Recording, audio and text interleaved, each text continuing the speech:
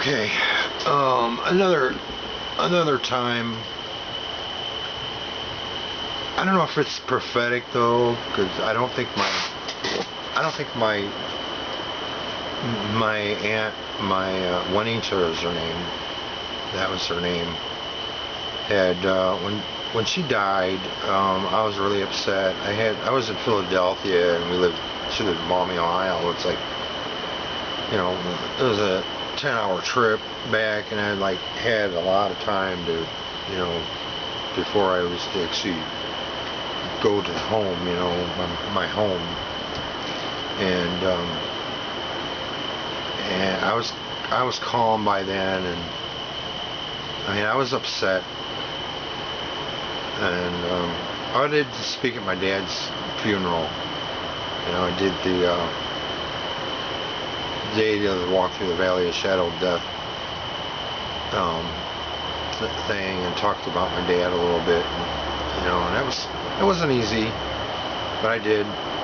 But I didn't at my mom's. She was part Irish and Indian. What a combination.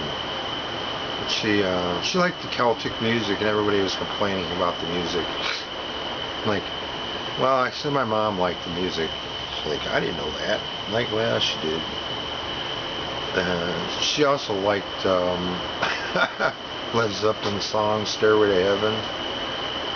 That was different. But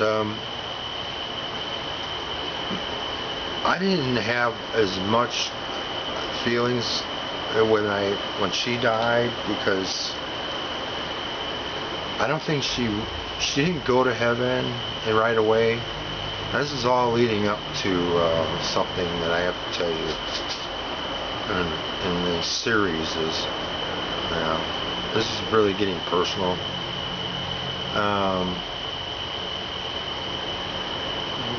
When she died, I had to go back and take care of the house, and I was managing a business in Philadelphia, and had to take some time off to take care of family business. And I gave my daughter, one of the things, my daughter, she had a car, a little black car. There was what do you call them? Little hatchback. I can't think of the name of it. It was a little Ford hatchback, or maybe it was a Ford. I can't remember. But I gave it to my daughter because I didn't want it. I had a new car, and we had decent cars, and my daughter didn't have a car, so I just gave her the car. And I could swear to God that she was haunting that car. She was in a lot of things, and I don't know if you believe in supernatural or not, but I believe that my mother came along with the car. Well, she ended up in Pennsylvania, where I ended up, and I ended up in Pennsylvania, or not Pennsylvania, but I was in Philadelphia. Then I moved to Pittsburgh for work, because I had left that job, and it was just too much for me too much misery. I went through a hard time with my mom dying, and so that was my second mother's death. That's the weirdest thing.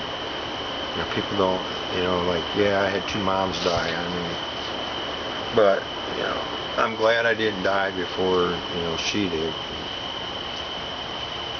But I believe she haunted that car, and my daughter came to live with us for a while, and she was hanging out with this one.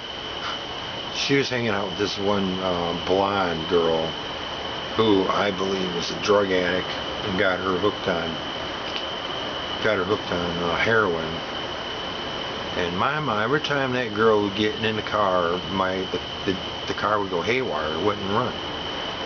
And I checked that car out inside and out when the girl wasn't there, and I'm like, I don't understand it. Well, and she goes, oh, the needles went flip-flopping around and all that, and everything, all the dashboards would go crazy on it. And I'm like, yeah, okay, whatever.